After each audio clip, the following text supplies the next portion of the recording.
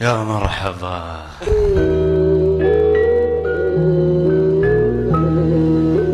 Hey everyone, and welcome back for another deep dive. Glad to be here. Today we're going to be exploring the concept of hypocrisy and corruption. As described in verses 11 to 15 of Surah Al-Baqarah in the Quran. Yeah. These verses are really fascinating because they offer a psychological perspective on hypocrisy, It goes beyond just simple condemnation. Right. Like take verse 11, for instance. Okay. It talks about these hypocrites who claim to be reformers. Oh, wow. So they're saying one thing but doing another. Yeah, they're like, we are but reformers, but their actions are actually causing corruption. That's so interesting. It's like they're almost trying to convince themselves as much as anyone else. Yeah, like what's the psychology behind that self-deception? I know. What is going on there? What do you think? Well, it could be a way to protect their egos. Okay, I see. You know how in Islamic thought there's this concept of the nafs? Huh? It's like the lower self or ego. Right, that part of us that wants to look good all the time. That's it. It craves praise and wants to see ourselves positively, Even when maybe we're not acting that great. even if our actions don't line up with that image.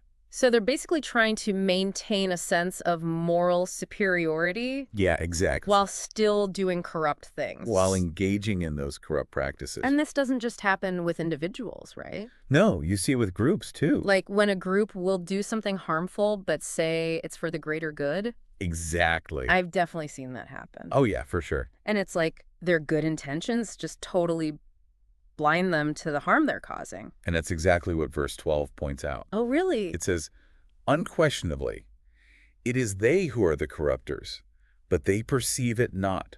Wow. Lack of self-awareness. Yeah, so they're really deceiving themselves? Yeah. But why don't they see it? Why don't they see the contradiction? That's what I don't get. Well, that's where we get into this concept of cognitive dissonance. Oh, yeah, cognitive dissonance. I'm sure you're familiar.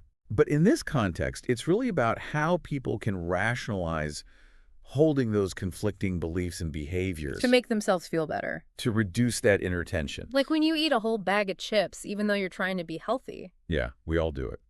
I wonder if there are specific types of cognitive dissonance that might be happening here with these hypocrites. Absolutely. Where- What kind? Well, one that comes to mind is what we call moral licensing. Moral licensing. Interesting. So it's this idea that, like, if we do enough good deeds, it kind of gives us permission to do some bad stuff, too. So maybe these hypocrites are focusing on the good things they think they're doing. Right. And that allows them to just overlook the harm they're causing. They downplay it, yeah. It's like they're balancing the scales in their mind. Exactly, trying to create that balance to justify what they're doing. And this connects back to the idea of blind spots, too. Right. We can be so focused on how good we think we are that we become blind to our own It's flaws. so easy to miss those things. And that's where these next verses, 13 and 14, get even more interesting, I think. Oh, yeah. These verses talk about hypocrites who pretend to be faithful on the outside. Outwardly conforming, But on the inside, they don't believe it at all. but inwardly they're mocking it. It says they say, we believe when they're with other believers, but then when they're alone with their own group, they say, indeed, we are with you. We were only mockers. Wow. It's like they're wearing a mask, right? Pretending to be something they're not. So how can you tell the difference between real belief and just a superficial display of faith? That's a big question. Yeah. I think true belief isn't just about saying the right words. What else is it about then? It's about aligning your inner beliefs with your actions, Even when nobody's watching. even when no one is watching. I think this raises a really important question for all of us. What's that? Are there things that we're doing that maybe don't line up with what we actually believe? It's a tough question to ask ourselves. Yeah, but these verses really make you think about it. They really do. Before we move on to the next verse, Okay. what's resonating with you so far about these verses? You know, what stands out to me is that hypocrisy isn't just about being a bad person. It's more complicated than that. Yeah. It's about ego and self-deception and all these things. It's like we're getting this glimpse into how the human mind works. And how easily we can fool ourselves. That's a great point. This leads us right into the next verse. Which is about consequences. Yeah, consequences of this self-deception. Okay, well, let's dive into verse 15. Let's do it.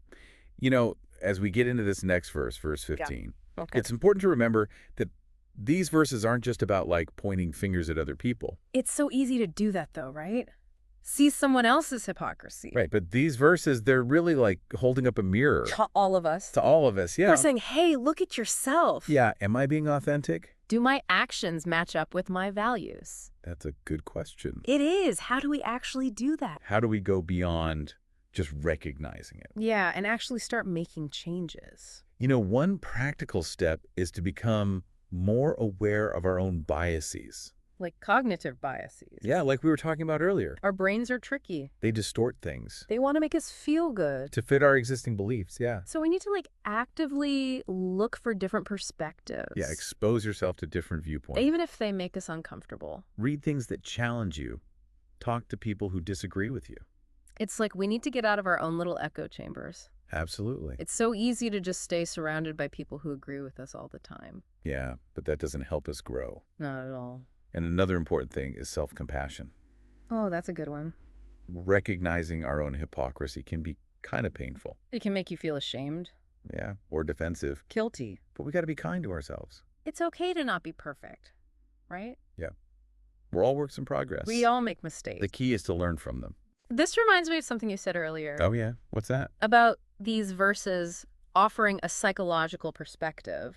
It's not just about condemning people. It's about understanding why we do the things we do. The human experience is messy. It is, but that understanding can be freeing. It takes away the shame. And the judgment. Yeah, and it helps us grow. So these verses, they're not just about pointing fingers. They're like a guide. A roadmap to being more authentic. And verse 15, this is where it gets real, right? Yeah. It talks about the consequences of hypocrisy. The consequences of this self-deception. It says, Allah mocks them and prolongs them in their transgression while they wander blindly. Whoa. That's intense. Yeah. There are a few different ways to understand that verse. Like what? Well, some scholars see it as a natural consequence of our choices.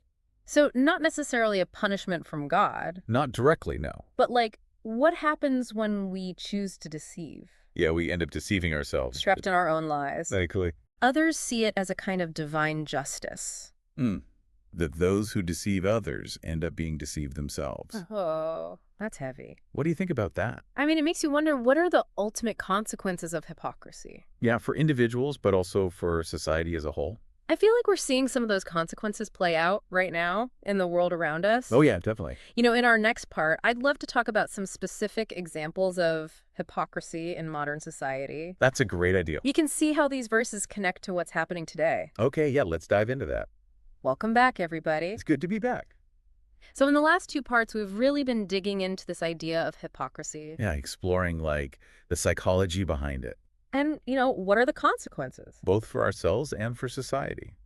And you mentioned before that we should talk about some real-world examples of hypocrisy. Let's bring it into the real world. Like, where are we seeing this play out? Yeah. I think one place that comes to mind right away is politics. Oh, yeah, politics for sure. I mean, you see it all the time, right? Politicians making promises they don't keep. Saying one thing and doing another. Criticizing their opponents for stuff they do themselves. It's like a classic example, the hypocritical politician. It's almost a cliche at this point. Why do you think hypocrisy is so common in politics? Well, I think part of it is just the nature of the game, How so? There's this constant struggle for power. Yeah. And that can make people compromise their values. Just to win. Yeah, or make decisions that only benefit a small group. At the expense of everyone else. Exactly. And that leads to people feeling cynical, right? Oh, yeah, for sure. Like they can't trust any politicians. They all seem the same? Nobody's really representing them. Yeah, that cynicism can be really damaging. It makes people lose faith in the whole system. It makes them feel like their voice doesn't matter. So what can we even do about it? Is there any hope for authentic leadership? In a system that seems to reward hypocrisy. I think there is. Okay, I'm listening. It starts with us as citizens. What do you mean? We have to demand more from our leaders. Hold them accountable. Yeah, don't just take their word for it. Look at their actions. Support the ones who are actually walking the walk. The ones who have integrity. Yeah, and who are really committed to serving the people. It's like we need to change the culture. Yeah, where hypocrisy isn't just accepted as normal. We need to call it out when we see it. And support the people who are trying to do things differently. And be aware of our own biases, too. Yeah, make sure we're not supporting hypocrisy without realizing it. Right, and it's not just politics, is it? No, not at all. Where else do we see hypocrisy? We see it in the media. Oh, yeah, for sure. in business. Even in our personal relationships. Yeah, absolutely. Like, think about the media. They're always talking about certain values. But then they do things that totally contradict those values. It's like they're not practicing what they preach. Exactly. I think social media makes this even worse. Oh, yeah. How so? People present these perfect versions of themselves online. But it's not always real. No, it's like this curated image. And they might be promoting things they don't actually believe in. To look good. It's all about appearances. So how do we deal with all this hypocrisy? In our everyday lives. It can feel kind of overwhelming. You can. But I think those verses we talked about offer some guidance. What do you mean? Remember that idea of cognitive dissonance? Uh-huh. We have to be aware of our own biases. And how they might be affecting us. We need to question ourselves. Be open to being wrong. Be humble. Yeah, and willing to learn. I think that's what these verses are really all about. They're not just about condemning hypocrites. They're about showing us a way to be more authentic. To live with integrity. To be true to ourselves. That's a beautiful way to put it. This has been a really thought-provoking deep dive. Yeah, it's really made me think. Any final thoughts before we wrap up? Just remember that becoming more authentic is a journey. It's not a destination. Yeah, we're all going to mess up sometimes. Fall short. But the important thing is to keep trying. Keep learning, keep growing. And be kind to yourself along the way. That's such an important reminder. And be kind to others, too. Because we're all in this together. Yeah, exactly. Well, thank you so much for joining us for this deep dive. It was my pleasure. And we'll see you next time. See you then.